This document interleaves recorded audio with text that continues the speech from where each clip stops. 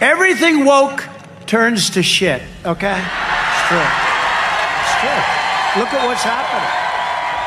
I mean, can you even imagine? Trump's up there just letting it rip on woke culture, and I gotta say, it's kind of like watching a stand-up routine, only way more intense. Seeing that now, because the worst decisions I've ever seen. That's, again, why I put the patent. I just remembered it as I was coming over here. I said, get that clip quickly. The people of Alabama understand that clip. Do you think that... This guy has no filter whatsoever, and honestly, that's what makes him such a phenomenon. Whether you love him or hate him, you have to admit, the dude knows how to throw punches. When I get through with this guy, Millie, I mean, how about Millie? Remember? Remember when I walked to the church, proudly walked to the church, that the protesters, they tried to burn it down, but I walked to the church, protesters out there, and Millie was walking with me. And the next day, the radical left media starts calling, you shouldn't have walked, you shouldn't have walked. Instead of saying, I'm proud to walk with my president, not because it's me, because of the office. Instead of saying that, he wanted to apologize for walking with the President of the United States. And I said, this guy doesn't have what it takes, and you're seeing that now. So here we are watching this clip of Trump absolutely tearing into all things woke. And oh boy, he does not hold back. He starts with this bold declaration. Everything woke turns to, well, crap. And he's not wrong, is he? Do you think that General Patton was woke? I don't think so. What do you think, Mike? Mike, was he woke? I don't think so. I don't think he was too woke. He was the exact opposite. You know what woke means? It means you're a loser. Everything woke. Everything woke. It's true. It's like he's speaking what a lot of us are already thinking, but just don't dare to say out loud because, let's be real, who wants to get canceled? It's a wild time we're living in, where speaking your mind can pretty much make you an enemy of the state, or at least a Twitterverse. Maybe you can prove me wrong, but I don't think that you're a friend to women. I knew I shouldn't have picked her. I knew I shouldn't have picked her. All right, so let me give you that answer right now. I respect women incredibly. And can we talk about the whole thing with the feminist who tried to cancel him? Like, she comes at him with these accusations, probably thinking she's gonna catch him off guard. But Trump? He's just grinning, as if to say, oh honey, you have no idea who you're dealing with. Then he starts listing off all these ways he's empowered women over the years. Now, I know some people are probably rolling their eyes here, but think about it. He's not just defending himself. He's going on the offensive. He's not just standing there like a deer in the headlights. He's flipping the script entirely. It's kinda genius. I want to get paid the same as a man, and I think you understand that. So, if you become president, will a woman make the same as a man, and do I get to choose what I do with my body?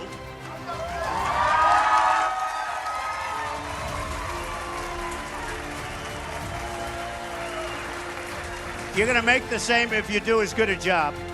You're going to make the same if you do as good a job, and I have. But here's the kicker. He doesn't stop there. Nope, next he dives right into the wage gap debate. And his take? Basically, you get paid based on how well you do the job. Now, I'm sure that's not a popular opinion in certain circles, but honestly, isn't there some truth to it? He's saying, look, it's not about gender, it's about performance. And isn't that what equality is supposed to be all about? If you do your job well, you should get paid well, plain and simple. It's so straightforward, yet somehow it's controversial. Only in 2023, right? As part of our new credentialing body for teachers, we will promote positive education about the nuclear family, the roles of mothers and fathers, and celebrating rather than erasing the things that make men and women different and unique. I will ask Congress to pass a bill establishing that the only genders recognized by the United States government are male and female, and they are assigned at birth. And then Trump brings up the whole gender debate. Oh man, this part kills me. He goes on about how there are only two genders, and he's gonna make it official with Congress. I mean, you can practically hear the woke folks screaming from their safe spaces. The bill will also make clear that Title IX prohibits men from participating in women's sports, and we will protect the rights of parents from being forced to allow their minor child to assume a gender which is new and an identity without the parents' consent. The identity will not be new, and it will not be without parental consent. No serious country should be telling its children that they were born with the wrong gender, a concept that was never heard of in all of human history. Nobody's ever heard of this, what's happening today.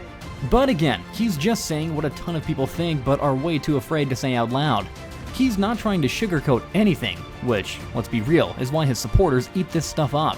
He's saying, look, this is how it is, deal with it, and you can almost feel the crowd eating it up, nodding along and probably laughing at the absurdity of it all. Pushing policies that would destroy women's sports. A lot of new records are being broken in women's sports. Hate to say that, ladies, but got a lot of new records. They're being shattered. You know, for years, the weightlifting, every ounce is like a big deal for many years. All of a sudden, somebody comes along and beats it by 100 pounds. Boom, boom. Now, young girls and women are incensed that they are now being forced to compete against those who are biological males. It's not good for women. It's not good for women's sports, which worked so long and so hard to get to where they are. And then he starts on the topic of trans athletes in women's sports. Now, this is where it gets really heated. You've got this visual of a woman who's trained for her whole life, and then she gets completely smoked by a guy who decides he's a woman now. Trump doesn't just call it unfair, he pretty much calls it ridiculous. And honestly, he's not wrong. You've got to feel for these women who are out there doing their best, only to be outdone by someone with a biological advantage. Trump's there pointing out the obvious, yet it's something we're all supposed to pretend isn't happening. You almost want to laugh because it's so crazy. And I'll tell you what, if I were ever, I'd be the greatest women's basketball coach in history. Because I don't like LeBron James. I like Michael Jordan much better. But I'd go up to LeBron James. It doesn't matter. I'd say, LeBron, did you ever have any desire to be a woman? Because what I'd love you to do is star on my team that I'm building up. I will have the greatest team in history. They'll never lose. Nobody will come within 70 points of this team. Then he's talking about his fantasy basketball team with LeBron James as his star player. Come on, that's just pure comedy gold. He's saying, hey LeBron, want to be on my team? Can you imagine the uproar if that actually were to happen? But it's funny because he's using humor to highlight how insane this whole thing is. And by the way, we should not allow men to play in women's sports.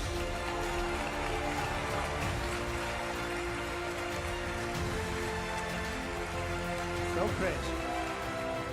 He's saying, look, if we're going down this path, then I'm gonna build the greatest women's basketball team of all time with all these top male athletes. And you know what? That's what satire is supposed to do. It's supposed to shine a light on the absurdities of life. In this case, the absurdity of allowing men to compete in women's sports. See, it just shows you what these political geniuses, I have all these consultants, all these great... Sir, don't say that. It's very controversial. Of course, Trump throws in a jab about how afraid everyone is to even talk about those things. He isn't wrong. We're living in a time when even mentioning something that goes against the woke agenda can get you labeled as every terrible thing under the sun. And yet, there he is, just saying it like it is. You can't help but feel a little envious, like, man, I wish I had the guts to say half of what he has. But that's why he has the following he does. People are hungry for that kind of honesty, whether or not they agree with everything he says. They just want someone to tell it like it is without worrying about offending every single person in the room. My Department of Education will inform states and school districts that if any teacher or school official suggests to a child that they could be trapped in the wrong body, they will be faced with severe consequences, including potential civil rights violations for sex discrimination and the elimination of federal funding. So here's the thing, whether or not you like the guy, Trump's got this knack for cutting through the noise. He's calling out what he sees as the insanity of woke culture, and he's doing it in a way that's both entertaining and, let's face it, pretty compelling. The man knows how to work a crowd, and honestly, I think that's what drives his critics crazy. So, what are your thoughts on this? Let us know down in the comment section below.